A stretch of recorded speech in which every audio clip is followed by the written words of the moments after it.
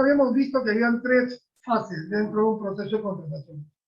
Pues bien, habíamos visto ya cómo está compuesto el Sistema Nacional de Abastecimiento, la Dirección General, el OCE, como organismo técnico, Perú Compra como la central dinamizadora de las compras a nivel del Estado. Y todas las áreas involucradas, todas las áreas logísticas que están involucradas con las compras, también son parte del Sistema Nacional de Abastecimiento. También habíamos visto, como les decía, estas fases, ¿no? Actuaciones preparatorias, procedimientos de selección y la ejecución contractual. El día de hoy vamos a dar una explosión a la primera burbuja, que son actuaciones complementarias. Habíamos visto que el comité de selección era el órgano encargado de llevar adelante un proceso de contratación y que una de las funciones justamente era transparentar todos sus actos y cómo lo hacía a través de la publicación de cada uno de sus actos en el SEAS. Y que para esto ninguna contratación se podía llevar a cabo si que no estaba publicado en el Plan Anual de Contrataciones, que es el instrumento, la herramienta principal para ejecutar las contrataciones en el Estado. Asimismo, habíamos visto, de acuerdo, dentro de los actos preparatorios, íbamos a verificar el registro de los proveedores en el Registro Nacional de Proveedores, a fin de que se eviten problemas posteriores, ¿no? Uno de los problemas es justamente no tener los poderes actualizados, no tener, en este caso, la información financiera actualizada. Entonces, había que tener presente también, para poder intervenir en estos procesos, las reglas de los procesos de contratación. Y hablamos de los distintos tipos de procedimientos de selección, ¿ok? Ojo, la lógica propiamente del procedimiento de selección, que es elegido de acuerdo al monto del contrato y a la necesidad. La secuencia de cada una de las etapas y las reglas que se aplican en cada una de ellas. ¿Y qué y cómo se iba a realizar nuestra oferta, no? Es decir, la admisión, la evaluación y la calificación. Y en la admisión de una oferta presentada por un proveedor, lo primero que revisábamos era la declaración jurada, si la tenía presente. Lo segundo, que algo muy básico, pero que justamente aquí fallan muchos proveedores, es tener un RNP vigente. ¿De acuerdo? Que involucraba no estar impedido para contratar algo por lo que siempre el RNP, entonces, puede tener problemas. Por eso es que siempre antes de iniciar un proceso de intervenir o participar en un proceso de contratación, debo de verificar mi condición en el Registro Nacional de Proveedores. Y que, por supuesto, ¿no? Otro aspecto importante en la admisión era revisar si la oferta económica era coherente. Si yo tengo, supongamos, un bien que hemos establecido por indagación de mercado, que el valor de adquisición es de 5.000 soles y se presenta un proveedor ofertando a 1.500, ojo, algo debe pasar. Entonces, el comité puede solicitar información para verificar si es que existe el total cumplimiento de los requisitos que se han establecido al momento de lanzar las bases del proceso convocado. La evaluación, ¿qué involucra? La revisión total de las bases en fiel cumplimiento al reglamento y la ley de contrataciones, ¿no? Ahí van a estar justamente los factores por los cuales se debe evaluar y se les va a asignar un puntaje a los proveedores, ¿no? El plazo de entrega y algunos requisitos que son opcionales como la sostenibilidad ambiental. Adicionalmente a esto, luego de la admisión, la evaluación viene la calificación, si cumple o no con los requisitos, la capacidad legal, si la vigencia de poder está actualizada, si la capacidad técnica, es decir, si tiene los profesionales, si tiene los equipos, si tiene la maquinaria, si tiene aquella infraestructura que se requiere para el desarrollo del servicio que se está contratando. El nivel de experiencia sustentada con los ingresos a través de los comprobantes de pago o u otro medio probatorio equivalente, como los depósitos en cuenta, ¿no? Entonces, esto de acá, la experiencia podía ser solicitada a criterio en determinación por el órgano encargado de la contratación, que establecía justamente que podría ser hasta máximo 3 veces el valor de la contratación. Si yo indicaba hace un momento que el valor de la contratación, el monto de la contratación iba a ser de 500.000, entonces yo puedo solicitar como órgano encargado de la contratación o como comité de selección que el proveedor me sustente una experiencia hasta por 1.500 soles.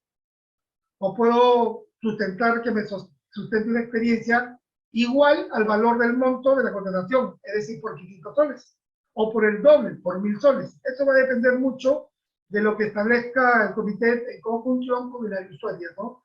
Que son los que al final también tienen que determinar esto. A partir de ahí tenemos nosotros la capacidad de la solvencia económica, si el proveedor tiene o no tiene, digamos que las espaldas financieras suficientes para llevar a cabo la ejecución de esta obra, para poder abastecernos con la cantidad de bienes o para poder desarrollar el servicio bajo las condiciones que estamos requiriendo. Algo importante, acuérdate acá, si yo tengo un proveedor, este proveedor, ojo, cuando yo lanzo la convocatoria, se llama participante. Cuando este postor va a ir avanzando en las fases de selección y ejecución contractual, va a ir cambiando de nombre. Participante, ofertante, postor, después va a ser el contratista, si llegase a obtener la buena prueba. Entonces, hasta ahí estamos hablando de lo mismo, dos proveedores, que de acuerdo a las fases en las que nos encontremos, o las etapas dentro de este proceso de contratación, vamos a denominarlo de una manera establecida, como lo indica la norma. Entonces, ¿qué es lo que tenemos que obtener esta semana en esta clase? Fundamentalmente, porque ya hemos hecho esto la semana pasada, la capacidad de poder analizar las actuaciones preparatorias. ¿Vamos? Entonces, dentro de estas actuaciones preparatorias, yo lo que voy a tener es lo siguiente, fíjate acá. ¿Qué es lo que vamos a ver? La fase de la contratación pública. Ya podemos responder esta pregunta. ¿Son 4, son 5, son 3? ¿Cuántas fases tenemos en la contratación pública? Respóndanme. 6. 3 fases. 3 fases, muy bien. El requerimiento lo formula el área, el órgano encargado de la contratación, ¿es falso o verdadero? Falso. Falso, Falso, profe. Muy bien. La estandarización es igual a la homologación, ¿correcto? Repita, profesor. El punto número 3, la estandarización es igual que la homologación. ¿Falso o verdadero?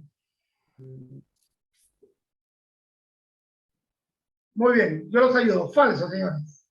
Si no, no estarían acá como dos términos diferentes. ¿Cuál de los dos se conoce y es público? ¿El valor estimado o el valor referencial? Valor estimado. El valor estimado, el valor referencial es público. Muy bien, el valor estimado es, ojo, no es público, acuérdate de eso. El valor referencial, que es el valor para obras, sí es público. Los sistemas de contratación, ¿es lo mismo que los procedimientos de contratación? ¿Falso o verdadero? Falso. Falso. Las modalidades de contratación sí son lo mismo que los procedimientos de contratación. ¿Falso o verdadero? Falso. Falso, muy bien. Falso, falso. Ok. Los sistemas de contratación, pues la forma como le voy a pagar al proveedor. La modalidad de contratación va a depender cómo es que yo voy a contratarlos a ellos para que ejecuten una obra, para que provean un bien. Y hay dos modalidades bastante usadas. Y normalmente estas modalidades se contratan por subasta inversa electrónica. ¿Ok? Cuando el valor de la contratación equivale al valor de una licitación pública. ¿Ok? Y básicamente tengo que tener en cuenta estos dos aspectos. ¿Qué es una contratación por paquete y qué es una relación de ítem? Una contratación por paquete es la contratación de varios bienes que tienen fines diferentes. Y una contratación por relación de ítem son varios bienes, ¿de acuerdo? Pero que todos están relacionados. ¿Ok? Por ejemplo, las medicinas. Y el otro caso, paquete, por ejemplo, la compra de uniformes. ¿De acuerdo? Desde gorros, pañoletas, blusas, sacos, pantalones, correas, calzoncillos, vivirís, medias, zapatos, zapatillas. ¿Ok? Ahí yo puedo agrupar por paquetes. Porque el que te vende zapatos de cuero normalmente no te va a vender zapatillas. ¿Ok? Entonces, ahora, ¿qué cosa es el reajuste de precio? El reajuste es la adecuación del precio según las condiciones vigentes del mercado. Entonces, hay que tener en cuenta eso. A ver. No me has querido. Profesor, una pregunta sobre el reajuste Sí, de dígame. precios. ¿Es en qué eso se tiene, el reajuste de precios tiene que estar considerado en las bases? Todos los actos, todas las actuaciones tienen que estar en las bases. Si no está en la base, no lo puedes aplicar. ¿De acuerdo? Entonces, si no lo has considerado en las bases y se presenta una situación de reajuste de precio, lo más probable es que vas a tener que cortar el proceso, ¿ok? Porque no va a ser conveniente para el proveedor. Entonces, acuérdate que por principio de equidad tú tienes que darle al proveedor la capacidad de que genere utilidad.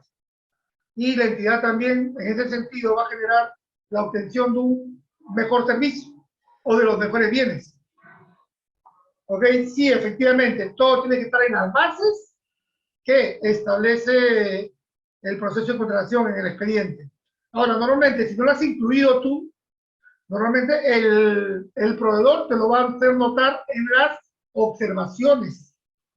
¿De acuerdo? Te va a solicitar que se integre. Y hay pronunciamiento de los al respecto, ¿ok? Si no está integrado y el proveedor, en este caso, proveedor que ya ha firmado contrato, que ya ha ganado la buena pro, hasta que gana la buena pro es postor. Después que firma contrato, el contratista. Entonces, el proveedor que ya es contratista y que se presenta en una situación en la que los precios que él había establecido hace un año no son los precios que actualmente son vigentes en el mercado, y agarra y presenta un recurso de apelación ante el Tribunal de Contrataciones del Estado, el tribunal le va a dar la razón, porque ya hay, por principio de predictibilidad, ya existen pronunciamientos de sala plena, es decir, de acuerdo a las 3 salas del tribunal respecto a este punto. Entonces, la entidad puede obrar de oficio, pero previamente tiene que hacer un informe, ¿no? ¿Por qué no lo consideró y por qué ahora sí lo debe considerar? Entonces, esto con el fin de que el servicio o los bienes que pueden ser de entrega en varios lotes en el tiempo se sigan prestando, ¿no? Y no afecten el normal desenvolvimiento de las operaciones de la entidad en el propósito de alcanzar los fines de su institución. Muy bien. Lo otro que teníamos, a ver, acá está. El fraccionamiento. Yo puedo comprar, escuchen, yo puedo comprar el mismo bien más de una vez al año, ¿sí o no? ¿Puedo comprar escritorios 3 veces al año? Si usted compra la primera vez los escritorios en el año, ¿no es cierto? Lo puede comprar, pero posteriormente le asignan un presupuesto para comprar nuevamente escritorio, sí puede volver a comprar. Pero si usted tiene un presupuesto para comprar una vez escritorio, y con ese mismo presupuesto ya no puede comprar nuevamente escritorio. No sé si me he dejado entender. Muy bien. La condición es la siguiente. Si tú tienes un presupuesto para escritorios para todo el año, ojo, y si tú haces una compra hasta junio, haces otra compra hasta agosto y una compra final en diciembre, la pregunta es, ¿por qué has comprado 3 veces cuando debiste haber contratado un solo proceso? Primera pregunta. Segunda pregunta. ¿Cuándo no es fraccionamiento? Cuando tú tenías un presupuesto para comprar, supongamos que 100 escritorios, pero te redujeron el presupuesto y solamente has comprado una parte de los 100. Entonces, en ese momento, has comprado según lo que tu presupuesto certificado te permitía a ti adquirir. Y si antes de terminar el año te asignan el presupuesto faltante, en ese caso sí puedes comprar. Pero lo que no puedes hacer es tener, supongamos, el dinero para los 100 escritorios y comprar solamente una parte y en otro momento del año comprar otro adicional. Eso no, eso sí es fraccionamiento. Porque el órgano de control te va a preguntar, ¿y por qué compraste 2 veces? Y oh, qué casualidad, si tal vez le has vendido y el ganador ha sido el mismo proveedor, ¿por qué este proveedor ganó las 2 veces? Que ya se presta a interpretación y suplicacia. Esa es la consideración. ¿Cuándo no hay fraccionamiento? Cuando tienes menos presupuesto del que ha determinado la necesidad identificada. Y cuando no hay fraccionamiento, cuando habiendo comprado una menor cantidad, ¿de acuerdo? Se asignan o se incrementan presupuestos para esa adquisición. Y otro motivo por el cual no hay fraccionamiento, por causa de fuerza mayor. ¿Ok? Cuando habiendo comprado escritorios, se presenta una inundación y todo lo que has comprado y que ya estaban en los locales, se deterioraron totalmente. O lo que pasó hace poco en estas marchas en el norte de la Sierra del Perú, donde los manifestantes quemaron las oficinas del Poder Judicial. La entidad ya había hecho compra ya de equipos de cómputo y equipos de escritorio, pero por esa causa de fuerza mayor tuvo que volver a comprar con el propósito de que las operaciones de la entidad no se vean perjudicadas. Entonces, esos son los tres casos en los que sí puedes comprar y no hay fraccionamiento, pero lo vamos a ver más adelante, no se preocupen. Lo vamos a volver a poner en tela de clase. ¿Qué es el expediente de contratación? Es, en este caso, el documento que contiene a todo, al sustento de todos los actos realizados desde el momento que inicias el proceso hasta el momento que lo finalizas. Empieza, algunos dicen que empieza en el planeamiento. Sí, probablemente podría tener algo de justificación. Nosotros vamos a decir que el procedimiento en las actuaciones preparatorias empieza cuando se presenta el requerimiento. Por supuesto que este requerimiento tiene que estar alineado con el plan anual de contrataciones, y este plan anual de contrataciones a su vez sabemos que está alineado con el POI, el plan operativo institucional, y este plan operativo a su vez está alineado con el PEI, el plan estratégico institucional. Entonces podríamos decir que sí, el requerimiento empieza cuando identificas cuáles son los objetivos y qué actividades vas a realizar, y en ese momento establece el planeamiento.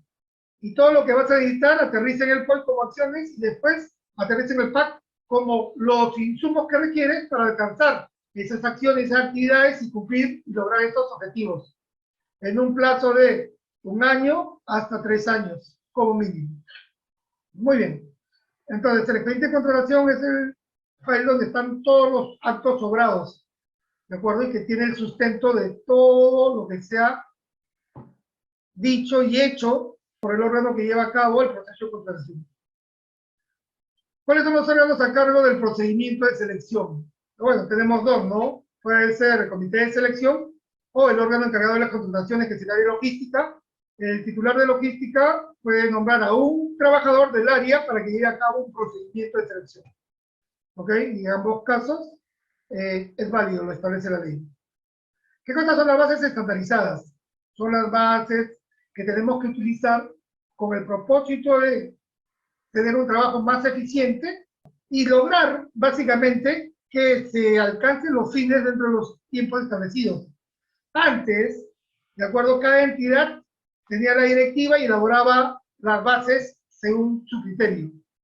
Como la misma base para el mismo bien tenía connotaciones, partes y contenidos diferentes en instituciones del mismo sector y de sectores diferentes, entonces el OCE estableció la estandarización de las bases para ciertos procedimientos: licitaciones públicas, adjudicación simplificada, ¿de acuerdo? Y en este caso concurso público. A propósito de las bases estandarizadas, les he pegado 2 bases en su drive, ¿ok? Materia de revisión, y también tienen una tarea hasta el jueves para revisar un requerimiento, ¿ok? Todo lo que vamos haciendo lo vamos sustentando y vamos proporcionándole los materiales para que ustedes puedan consultarlos, ¿ok? Muy bien. Y a partir de ahí, también, ¿no? Dentro de estas bases se tienen que establecer cómo voy a evaluar al proveedor. No evalúo al proveedor, sino a la oferta que el proveedor me presenta. Y en ese sentido, tengo que tener claro, según las bases, qué es lo que voy a usar y qué es lo que no voy a usar. Entonces, hay factores de evaluación que son potestativos del órgano encargado de la contratación o del órgano que lleva a cabo el proceso, que puede ser el comité o puede ser el OE. Pero lo que siempre va a estar como factor de evaluación es el precio, acuérdate de eso. ¿Y qué requisitos de calificación? Que es lo que habíamos visto hace un momento, ¿no? La capacidad legal, la capacidad económica, la capacidad, la experiencia, ¿de acuerdo? La capacidad técnica, los requisitos de calificación. ¿Y quién establece estos factores o quién recomienda estos factores de evaluación y requisitos? Es la usuaria. Desde ahí tiene que partir. Por supuesto que el comité de selección en esos términos va a tener que actuar infructuosamente para determinar si es correcto o no. Ok, aspecto general de todo lo que vamos a ver a partir de este momento. Actuaciones preparatorias. ¿Qué involucra? Fíjate acá, en las acciones preparatorias tú te basas en el plan anual de contrataciones para que se pueda generar el requerimiento de la usuaria. Con este requerimiento se realiza la indagación de mercado. En esta indagación de mercado, lo que vamos a buscar es obtener el monto con el cual se va a contratar, fundamentalmente, y se va a llevar a cabo, se va a contratar los bienes, servicios u obras, y se va a llevar a cabo o adelante el proceso de selección. En ese sentido, cuando hablamos de bienes y servicios, hablamos de valor estimado, y hablamos de valor referencial cuando hablamos de obras y consultoría de obras. Pero no solamente eso, sino que adicionalmente tenemos que entender que para poder llevar a cabo un procedimiento de selección, para que pueda existir o llevarse a cabo un procedimiento de selección, tiene que existir fundamentalmente una certificación presupuestal. Es decir, si tú quieres comprar un televisor en tu casa, tienes que tener dinero, tienes que tener el presupuesto para poder hacerlo. ¿Ok?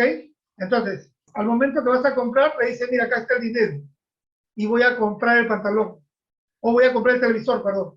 Entonces, esa indicación que estás dando es como decirle al proveedor, mira, acá está el dinero, ya está separado para los bienes que tú me vas a proveer.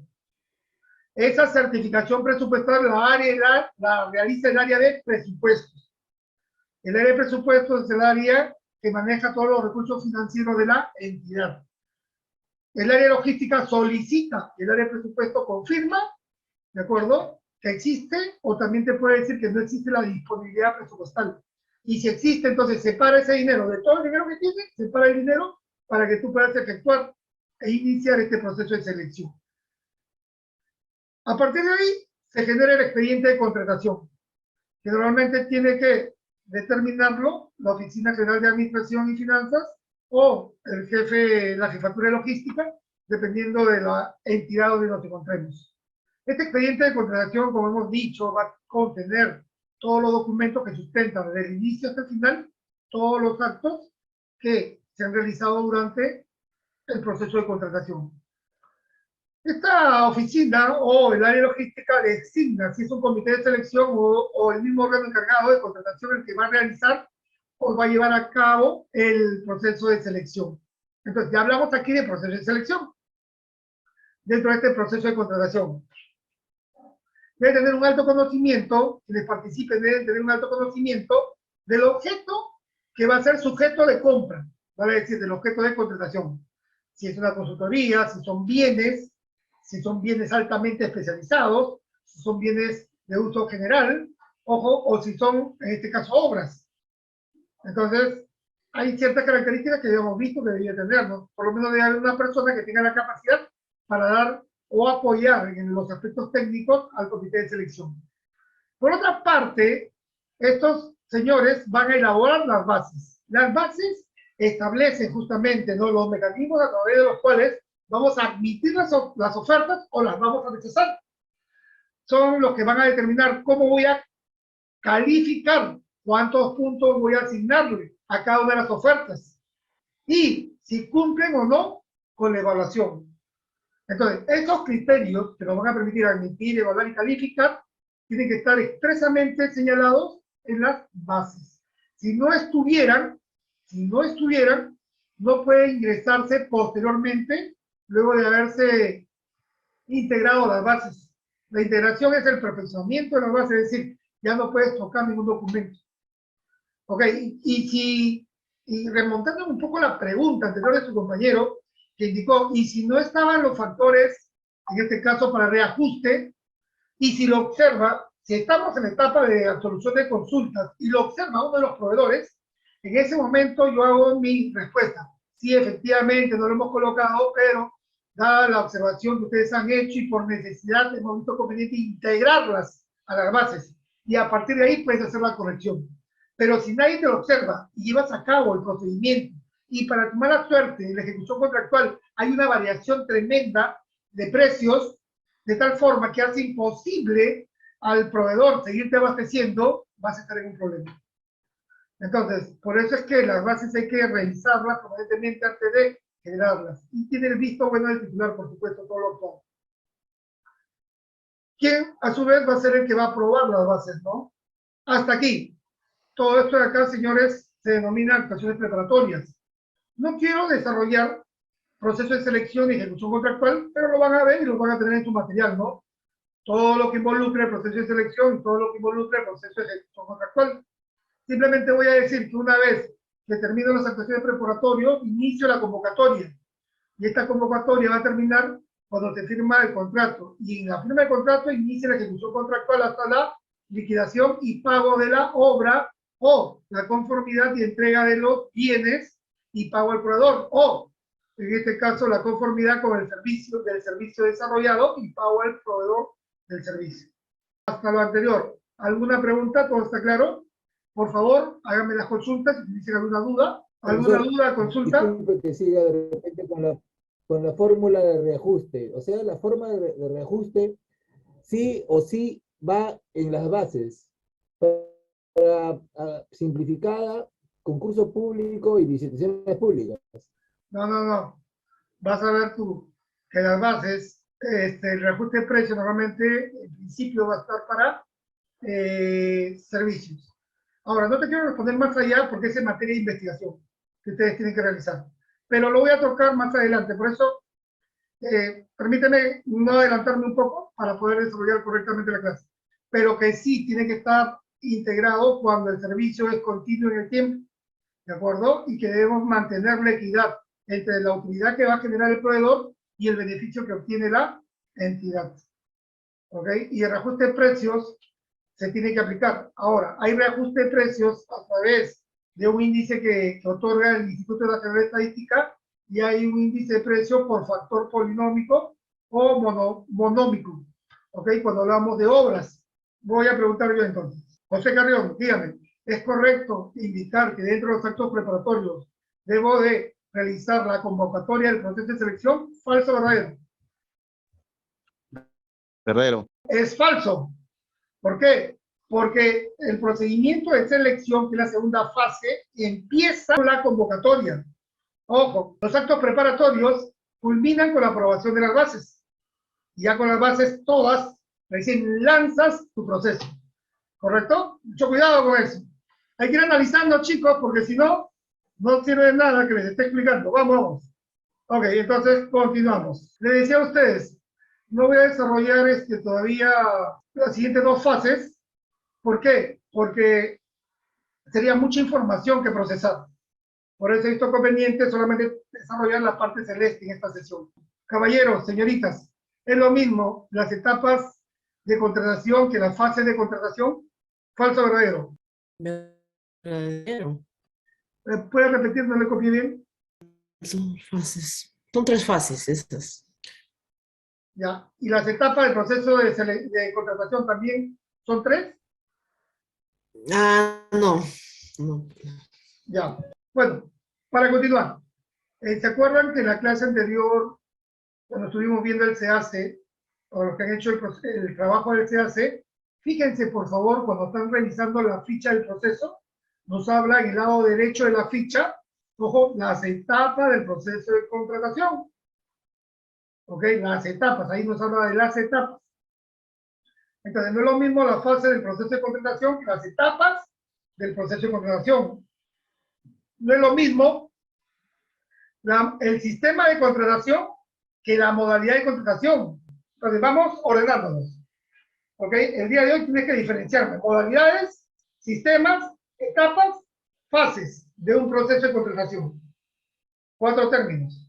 Una vez que los dominas, vas a entender mucho mejor de todo lo que estamos hablando. No te preocupes, vamos con calma. Entonces, dentro de las actuaciones preparatorias que hemos visto, chicos, tenemos el área usuaria elabora el requerimiento.